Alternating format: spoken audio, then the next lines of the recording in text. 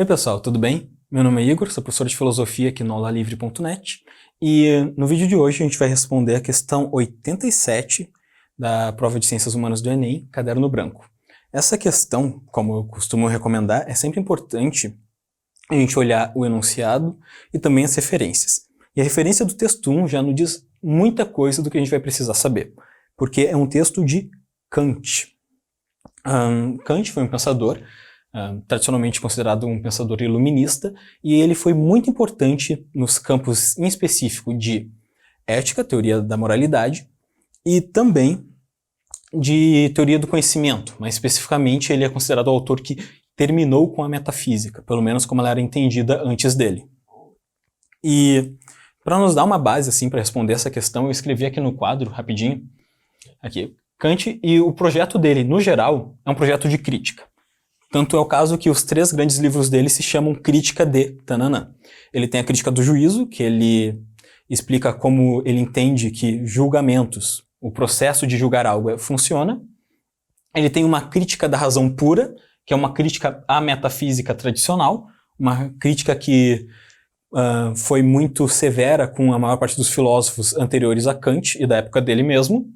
E, por fim, ele também tem uma crítica da razão prática, que é uma discussão sobre ética e moral, sobre como nós temos que agir, e para Kant isso se dava através de um dever.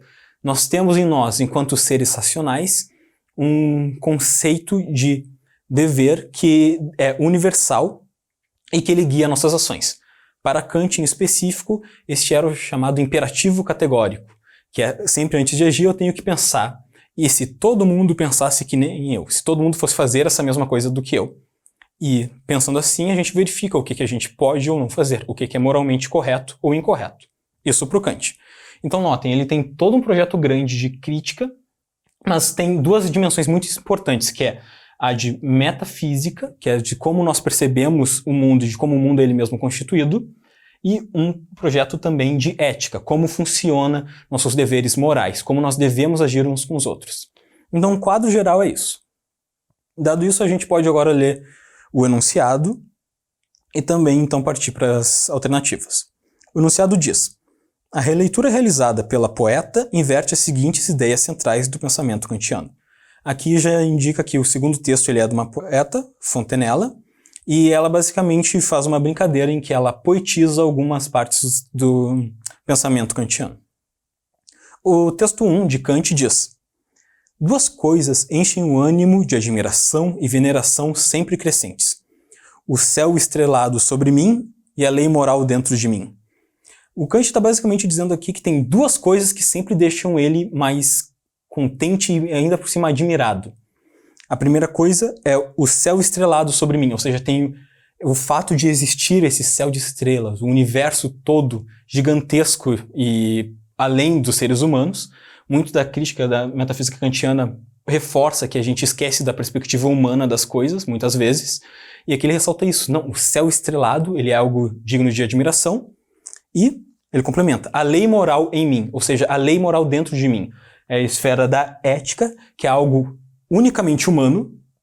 Nós humanos, que nós temos a razão como Kant entende, portanto nós temos esse dever moral uns com os outros. Ele vai entender que seres racionais são necessariamente livres e seres livres têm deveres com outros seres livres. Então, resumidamente, pelo fato da nossa razão ser como ela é, e pelo fato de então sermos livres como somos, nós temos deveres uns com os outros enquanto seres humanos. Por isso que a gente só deve agir pensando, e se todo mundo agisse assim também. Grosso modo, é esse o pensamento kantiano. Mas daí a poeta inverte a ordem, no texto 2. 2 coisas admiro: a dura lei cobrindo-me e o estrelado céu dentro de mim. A brincadeira dela é basicamente dizer que a lei agora, a lei moral, não está dentro de mim, mas ela está ao meu redor, ela está moldando a minha pessoa, mas que eu ainda tenho uma esfera subjetiva importante aí dentro. O céu estrelado está em certo sentido dentro de mim. Dados esses comentários, a gente pode ler com calma as alternativas. Letra A. Possibilidade da liberdade e obrigação da ação. Esses 2 pontos que o poema ressalta e também o trecho kantiano, eles são um que é referente à concepção metafísica de Kant e outra à concepção ética. E por mais que a possibilidade da liberdade e a obrigação da ação sejam temas clássicos em Kant, os dois estão dentro da ética. Então a gente vê o Kant, a gente fica à vontade de marcar, mas vamos com calma, porque o texto está preocupado com outra coisa também. Mas só lembrando, esses são temas importantes em Kant, podem cair em outra questão no futuro. A prioridade do juízo e a importância da natureza. Essa é a alternativa B. Os juízos serem a priori significa ser um juízo que vem antes da experiência. Antes da experiência a priori, depois da experiência a posteriori. E Kant ressalta que a gente tem os dois. A gente tem um lado racionalista, grosso modo, que é aquele que não precisa de experiência. A gente tem um lado empirista também, aquele que precisa da experiência. O nosso conhecimento é formado pelas duas coisas. Por isso que o Kant também é chamado de terceira via no debate do racionalismo e do empirismo. Ele diz que é um pouco de cada. E, de fato, de novo, outro tema importante em Kant, mas não está aqui o aspecto moral, porque ele fala da prioridade do juízo e a importância da natureza. E sim, a gente consegue encontrar isso na filosofia de Kant, mas, de novo, agora ele está focando no outro lado. Ele está focando na parte mais metafísica e deixando de lado a ética. A nossa questão aqui, ela envolve as duas. Os trechos selecionados envolvem uma inversão das duas. Letra C. Necessidade da boa vontade e crítica da metafísica. A boa vontade é um termo kantiano clássico, que é a ideia da nossa disposição para nossas relações com outras pessoas, e crítica da metafísica, que nem eu falei que o Kant ele foi revolucionário em sua metafísica, chamando a atenção para como metafísica tradicional era feita como se todo mundo se achasse Deus, mas não, nós somos seres humanos com limitações no nosso conhecimento. E, de novo, aqui ele conseguiu capturar, em certo sentido, dois aspectos. Mas o problema aqui é que a questão da lei moral não é bem necessidade da boa vontade. A boa vontade é, em certo sentido, importante, mas os trechos selecionados não tratam disso. A lei moral está dentro de mim, mas ela não é sempre ativada. Tem pessoas que agem diferente da lei moral para Kant. E, mais importante, a questão do céu estrelado não parece estar focado tanto na parte crítica quanto na parte de admiração mesmo. É bonito que existam coisas além do ser humano. É bonito que a gente possa perceber coisas além do humano. Então esse ponto eu acho que enfraquece essa alternativa bastante. Não é tanto a crítica da metafísica que está aqui, mas só uma concepção metafísica mesmo. Letra D. Prescindibilidade do empírico e autoridade da razão. A gente não fala muito a palavra prescindível, a gente fala mais imprescindível. Mas o imprescindível é aquilo que é necessário, que é importantíssimo. Prescindível tem o sentido contrário, a gente pode deixar de lado.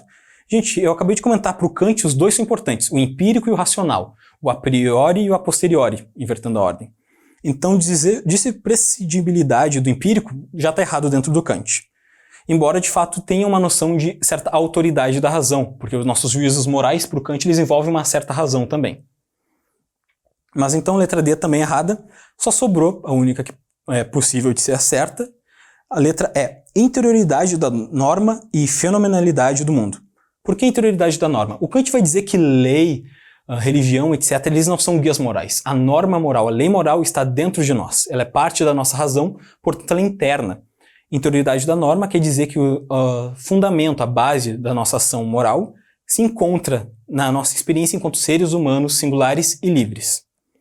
E fenomenalidade do mundo é basicamente o aspecto da percepção kantiana da perspectiva humana. Fenômeno significa a coisa como ela aparece para nós, não é a coisa em absoluto. Essa é uma separação clássica do Kant.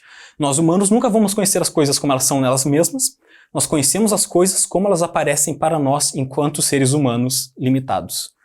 E isso também está um pouco ressaltado na questão do céu estrelado. O céu estrelado parece ressaltar a beleza no fato de existirem coisas além do humano, mas que a gente ainda pode contemplar.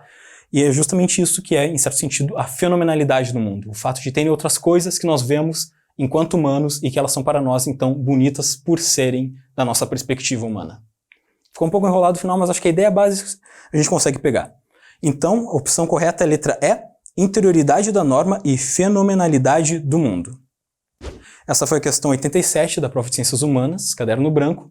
Por favor, se tiverem dúvidas, entrem no nosso site, se inscrevam nos nossos planos e nos enviem comentários e dúvidas. Por favor, também deem like aqui no vídeo, cliquem no sininho e aqui vai ter do lado outros 2 vídeos para vocês assistirem e ajudar nos estudos de vocês. Muito obrigado e até a próxima!